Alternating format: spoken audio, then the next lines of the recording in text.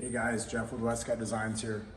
We've got a shop full of 4Runners here today, and so we wanted to share some of the things on the 4Runners that we're doing to them and kind of give you some ideas on maybe possibly if you're looking to do a build or what's the right way to go on your build, and maybe you like the way it looks or just questions on some of the things that we're doing to them. So we've got this TRD Pro, it's an 18 that's in the shop. It originally had our Westcott Designs preload collar here on the factory Bilstein TRD Pro shock, which is kind of very similar to the 6112. Basically, is based off the 6112. So it uses the exact same collar on the bottom as our 6112 kit. The customers wanted to do a set of Fox DSC 2.5s, 0 to 3 inches.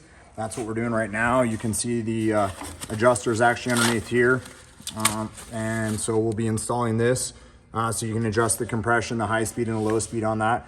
A lot of times customers say, well, you know, doing a coilover.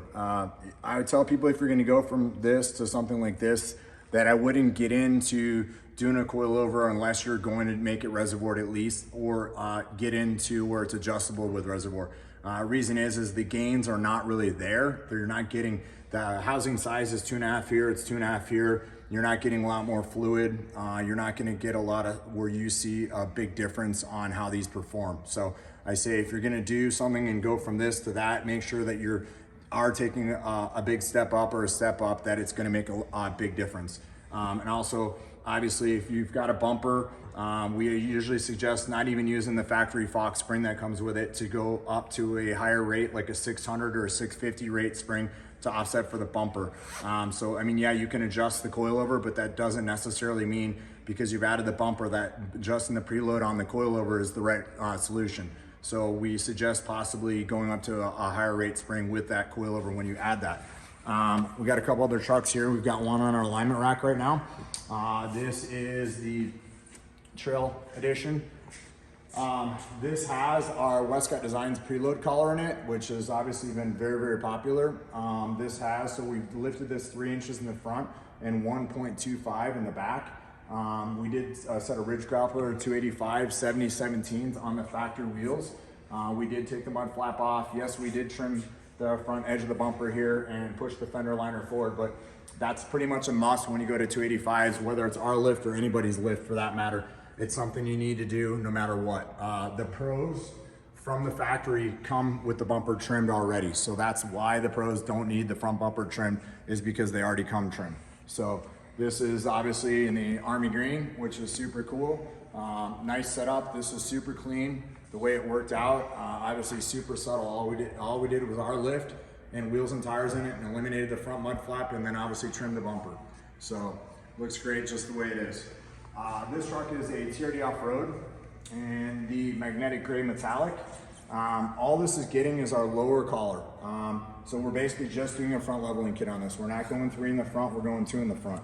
This is the factory collar here, the steel stamp collar, which you knock it off with a hammer, and we replace it with our collar, which you can see when these are both next to each other, there's quite a difference here in size. This is a billet machined aluminum collar that we hard anodize. So sharing that with you, you can see this puts preload on the spring. It still has the full compression. You're not going to hinder the suspension travel up or down on this at all. So it still bottoms out on the bump stop the way it was designed. But you can see the shock looks identical to stock other than the lower collar. And if you didn't know what you're looking for, you wouldn't even know that it was even on there. So this one has already had a set of BFG KO2s and a 275 70/17 on it.